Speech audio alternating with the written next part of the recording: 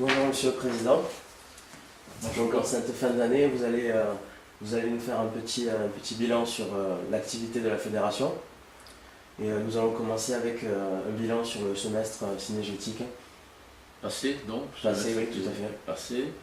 Bon, c'est vrai que c'était un semestre très actif pour la fédération, puisque au-delà de la routine de ce qui se fait traditionnellement, on a lancé quand même des pistes nouvelles au cours de ce semestre, avec en particulier une formation pour les responsables des ACCA.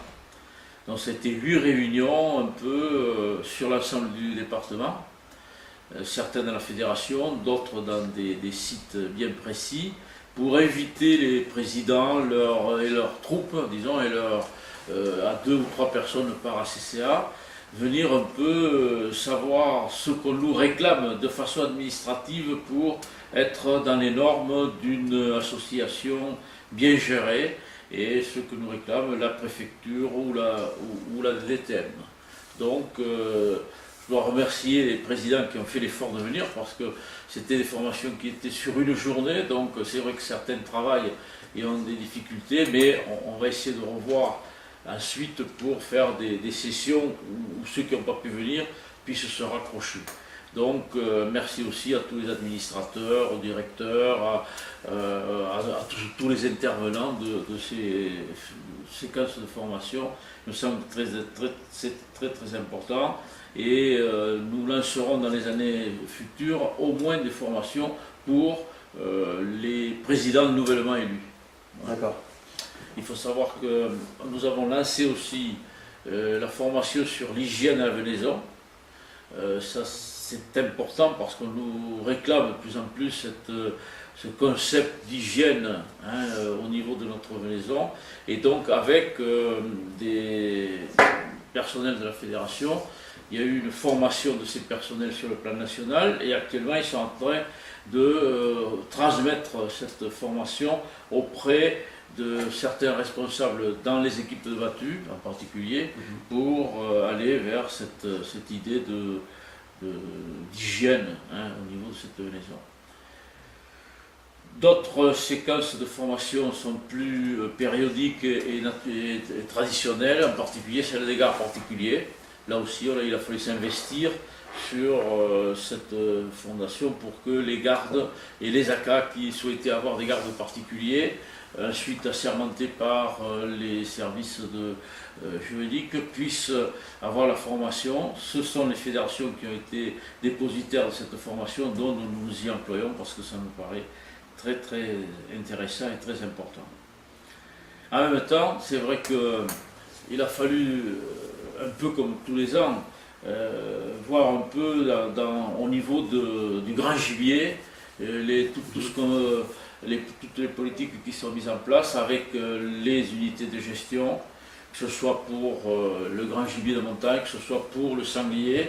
Donc on a réactualisé des réunions de toutes les unités de gestion, sanglier en particulier, pour faire un point à mi-saison, voir un peu où nous nous trouvions. Bon, je crois que ça a été bien suivi, et nous nous retrouvons actuellement, semble-t-il, à mi-saison avec un bilan en légère augmentation sur le plan du tableau sanglier, autour de 16% de plus. Bon, certaines AK, quelques-unes ou certains groupes sont en diminution, mais la plupart sont en augmentation, d'autres qui stagnent. C'est vrai que nous avions un souci pendant les années précédentes au niveau des dégâts qui étaient en train de monter en exponentiel, et donc il a fallu réagir. Nous y sommes arrivés, nous avons montré notre volonté de suivre un peu les indications, enfin, ou les demandes qui étaient formulées par le monde agricole, puisqu'on se retrouvait avec des indemnisations importantes, et encore cette année. Et donc la population de sangliers a baissé énormément les 2 dernières années, et nous espérons que cette baisse, même si on s'accompagne actuellement d'une légère montée, ira vers l'équilibre agro-sylvo-cynégétique qui est tant réclamé, et nous permettra de garder un volume de dégâts acceptable tant par le monde politique que par le monde cynégétique. Donc le bilan concernant les prélèvements de grand gibier est positif pour cette année. Positif, positif. Bon, il a fallu faire aussi, on a fait quelques cas particuliers avec le camp militaire, par exemple, de Rivesaltes, hein, qui posait quelques problèmes par le fait que n'étant pas chassé, c'est devenu une réserve qui faisait que les débordements de ces réserves par les sangliers créaient des dégâts importants sur les vignes autour. Et là, nous avons réussi, après des contacts avec le colonel, et il faut remercier, hein, et aussi un responsable militaire qui a bien voulu s'occuper de l'organisation, on a pu faire des battues jumelées, enfin, le même jour, de 6 communes limitrophes. Ça s'est soldé 2 fois par plus de 20-25 sangliers au tableau, et donc l'espoir que ça va régler en partie au moins, et qu'on continuera en ce sens, ça va régler le problème de cette zone-là. En ce qui concerne le petit gibier, donc il y a beaucoup de lapins. Oui, on a toujours ce secteur Salanque et autres où on a quelques dégâts de lapins qui nous posent problème. Nous restons très sensibles, très attirés par ce problème parce qu'on a cru à un moment trouver des solutions. Il s'avère qu'après coup, les solutions qui paraissaient très intéressantes se retrouvent un peu pas négatives, mais avec moins d'importance que ce qu'on souhaiterait. Donc, avec les présidents, le problème c'est qu'avec les présidents de ces ACA, puisque autant il y a une loi d'indemnisation sur les sangliers où la fédération un compte, etc., autant il faut se rappeler que pour le lapin, c'est chaque ACCA qui doit être assuré pour pouvoir couvrir ces dégâts. Donc on reste très vigilant sur ces dégâts-là, et on fait en sorte que l'évolution qu'on souhaite du petit gibier en zone pleine ne se traduise pas quand même par, encore une fois, un déséquilibre avec le monde agricole. On a eu à gérer aussi le problème un peu des bécasses avec, semble-t-il, sur le plan national, un hiver un peu difficile, enfin une amorce d'hiver difficile pour ces oiseaux-là. Et donc, lors du dernier conseil départemental, nous avons demandé à monsieur le préfet qui vient de signer l'arrêté, un arrêté qui limite le prélèvement à 1 oiseau par jour pendant cette période difficile pour la bécasse. Sur la zone pilote, c'est vrai que pour ce qui est du petit gibier, on avait lancé une opération importante tant sur le plan financier que sur le plan impact et décisions importantes de restrictions dans le temps, dans le nombre, au niveau des prélèvements. Et c'est vrai que cette zone pilote qui regroupait 17 communes nous a permis cette année de travailler également sur ce qu'on appelle le CPU, le carnet de prélèvement universel, donc qui a été testé dans ces équipes-là, par ces équipes-là, dans ces communes-là, et qui va, si possible, on est en train d'y travailler, être dispatché à l'ensemble des accueils du département, avec une préparation qu'il faut faire, une préparation très importante. Nous y travaillons actuellement, nous espérons, comme d'autres départements l'ont fait, que nous pourrons passer à ce carnet de prélèvement, car plus on va et plus on nous demande d'avoir des statistiques, des bilans pour pouvoir justifier de la chasse de telle ou telle espèce. Le pigeon ramier, on en parle beaucoup.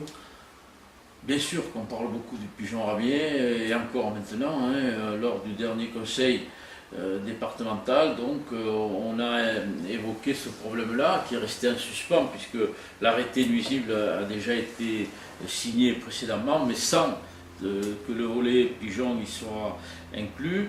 Donc nous avons souhaité faire des études complémentaires pour montrer que le pigeon se sédentarisait à certains moments, partait à d'autres, mais que le fait de ne pas le chasser au moment où il arrive, c'est-à-dire au mois de mars, ne pas le détruire au mois de mars, puisque à ce moment-là, ce qui est réclamé, c'est une classification nuisible qui permet de le détruire. Donc ne pas le faire à ce moment-là, le sédentarise, provoque des dégâts, et il part ensuite, quand il a même nidifier sur place, hein, ce qui fait qu'on a cette période où on a des denrées agricoles sensibles, avec les salades, avec même à des moments la vigne, avec même on nous a dit sur les olives, etc. etc.